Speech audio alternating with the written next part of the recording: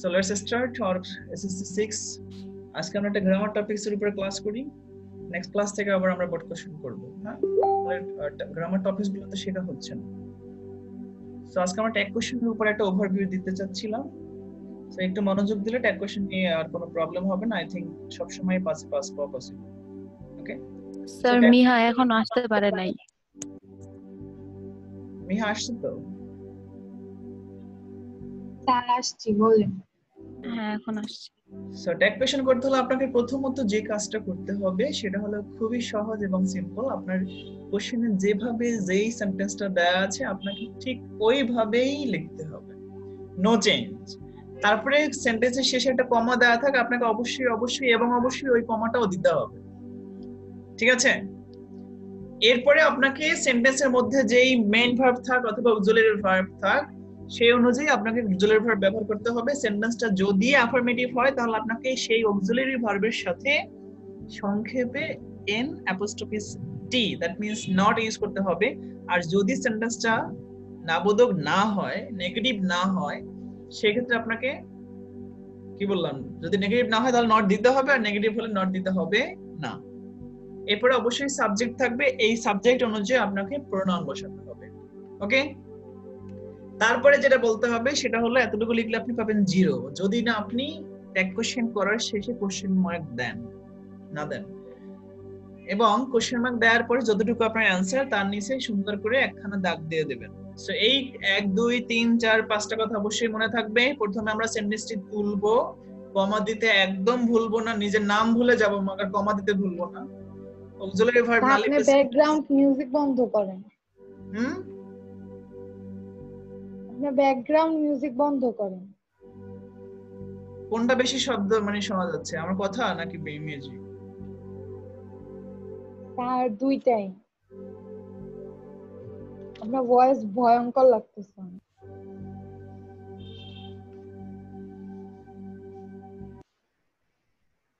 নাও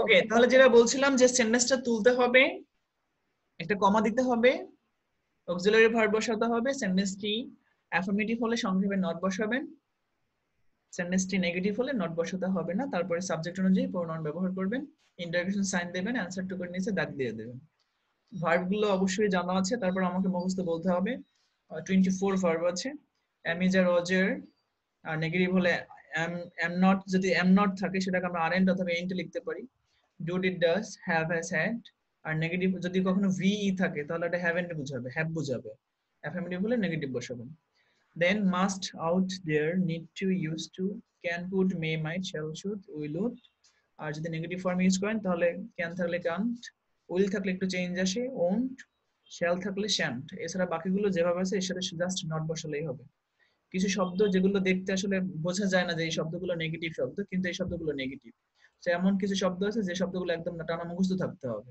কারণ আপনি হয়তো সেন্টেন্সের মধ্যে পাইলেন রেয়ারলি অথবা হার্ডলি সো আপনি বুঝলেন না অথবা লিটল অথবা ফিউ বা এ ফিউ আপনার কাছে নট খুঁজে পান না আপনি নট দিয়ে দিলেন সো সেক্ষেত্রে ইউ উইল গেট 0 সো এই শব্দগুলো মুখস্থ করে নিতে হবে নেগেটিভ ওয়ার্ডগুলো যে little few never scarcely hardly rarely seldom neither nobody none no one no not nothing এগুলো থাকলে নেগেটিভ বোঝায় সেক্ষেত্রে অফকোর্স এগুলো থাকা সেন্টেন্সে নট বসবে না প্রোনাউন সাধারণত যে প্রোনাউনগুলো আমরা ব্যবহার করে থাকি I we you they he she it there এই প্রোনাউনগুলো মনে রাখবেন देयर যদি সাবজেক্ট থাকে কখনো তাহলে প্রোনাউনটা देयरই বসবে ওকে প্রেজেন্ট ইনডিফিনিট টেন্সের ক্ষেত্রে ডু ডিড ডাজ মানে যদি ভার্বের প্রেজেন্ট ফর্ম থাকে সেক্ষেত্রে ডাজ ডু বসে যদি প্রেজেন্ট ফর্মের সাথে এস অথবা ইয়েস থাকে সেক্ষেত্রে ডাজ বসে এটা এখন বলা আছে যেমন হি শি ইট এগুলোর সাথে ডাজ বসে বাকি সব সাবজেক্টের সাথে ডু বসে আপনি চাইলে এভাবে মনে রাখতে পারেন অথবা ভার্বের অন থাকলে ডু বসে এস বি এস থাকলে ডাজ বসে এভাবে মনে রাখতে পারেন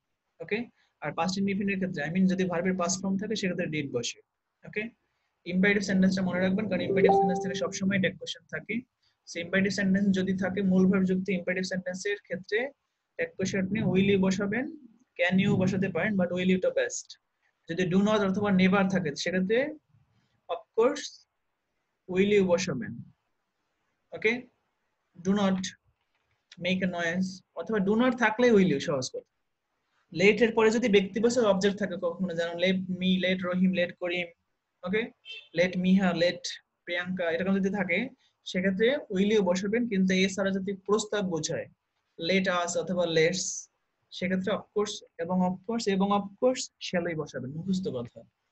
আর এক্সক্লামেটরি সেন্টেন্সে ট্যাগ কোশ্চেন, সাধারণত এক্সক্লামেটরি সেন্টেন্সের শেষে সাবজেক্ট থাকে,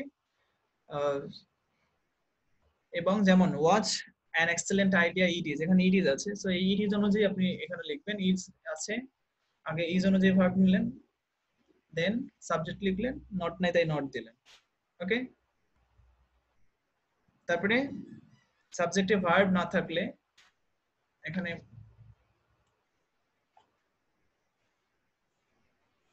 এটা বাংলা করলে সাবজেক্ট ও ভার্ব এরকমের হয়, হ্যাঁ, এটা আইনে। এখানে হলো যে সাবজেক্ট ও ভার্ব না থাকলে ইজেন্ট ইট অথবা ইজেন্ট শি অথবা ইজেন্ট হি ইউজ করবেন, ওকে।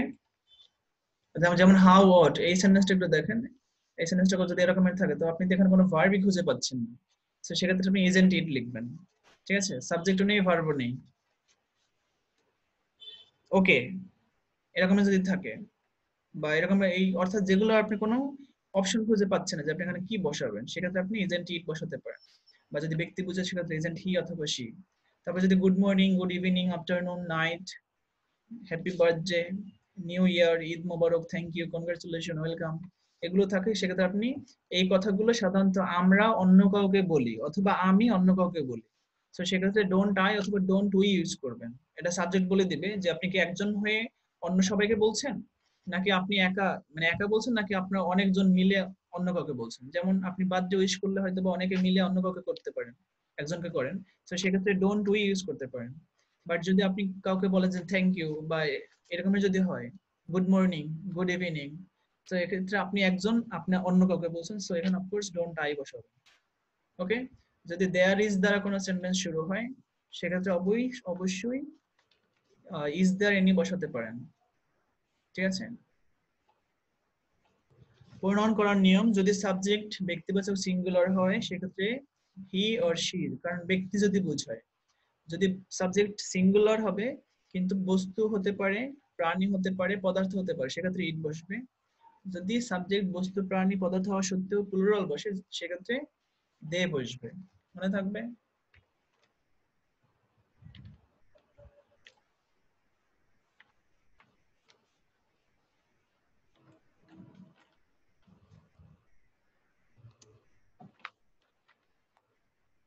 এটা মনে রাখবেন, হ্যাঁ।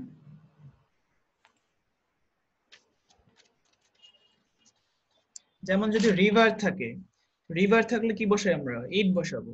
যদি বার্ড থাকে তাহলে আমরা ইট বসাবো, বা যদি বার্ডস থাকে সেক্ষেত্রে আমরা দে বসাবো, অথবা রিভার্স যদি থাকে সেক্ষেত্রে আমরা দে বসাবো। ধরেন বুক আছে, সে বুক থাকলে আমরা ইট বসাবো, বা যদি বুকস থাকে সেক্ষেত্রে আমরা দে বসাবো, তো এই বিষয়টা মনে রাখবেন। তারপর হলো যে economics, physics, mathematics, politics, civics, এগুলো হলো সাবজেক্টের নাম, এগুলো দেখতে প্লুরাল মনে হলে এর সাথে দে বসবে না, এগুলোর সাথে সবসময় প্রোনাউন ইট বসে। নাথিং, এভরিথিং, সামথিং, এনিথিং ইত্যাদির জন্য ইট বসে।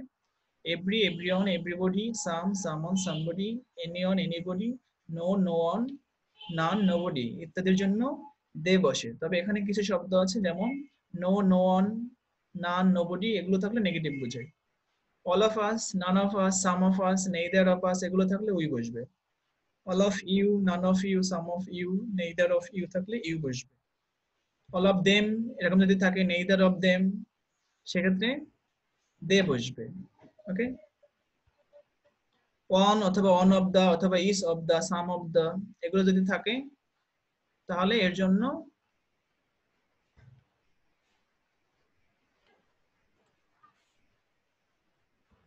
দে বসবে, ওকে।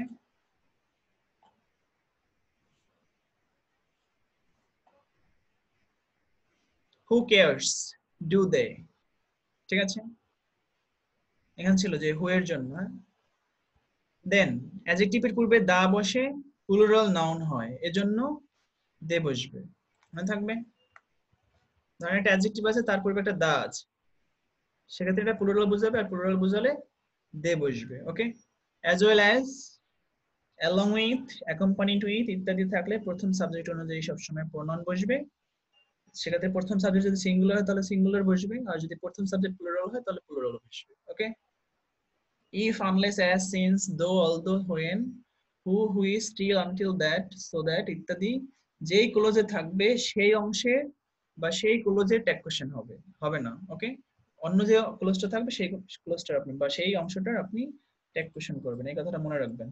তো এই যে কথাটুকু বললাম দেখেন খুবই সংক্ষেপে, খুব ছোট্ট একটু বিষয়, এতটুকু বিষয় যদি মনে রাখতে পারেন আই থিঙ্ক ট্যাগ কোশ্চেন নিয়ে আপনার আর কোনো প্রবলেম হওয়ার কথা না।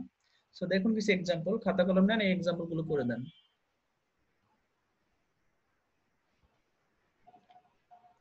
স্যার আমার কাছে খাতা কলম নেই। তাহলে এখানে এই যে চ্যাটিং অপশন আছে, চ্যাটিং অপশনে লিখে দেন, ডান পাশে ক্লিক করেন,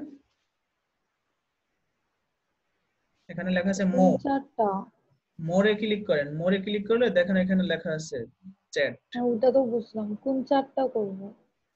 আচ্ছা, আপনি এখানে যদি লিখতে চান তাহলে তো আপনারা আবার দেখতে পারবেন না, সেটাই। সেক্ষেত্রে স্ক্রিনশট দিয়ে রাখেন, পরে করে দিয়ে দেবেন।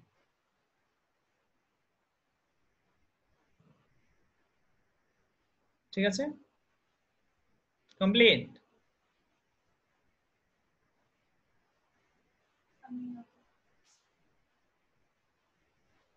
স্ক্রিনশট দিয়েছেন?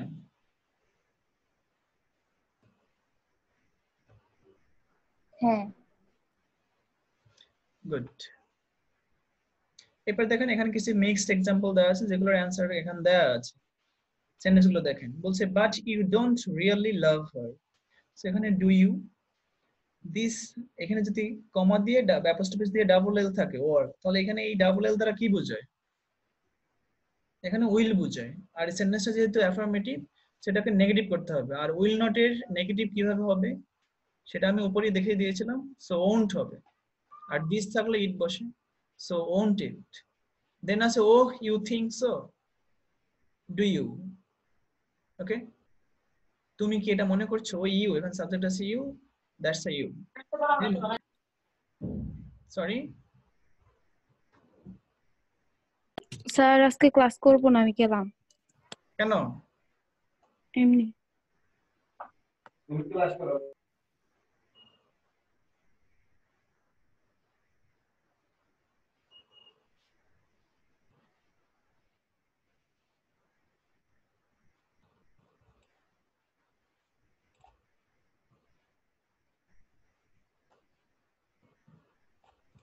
স্যার এখন আমি কি ক্লাস করব? আপনি এটা স্ক্রিনশট দিয়ে রাখেন।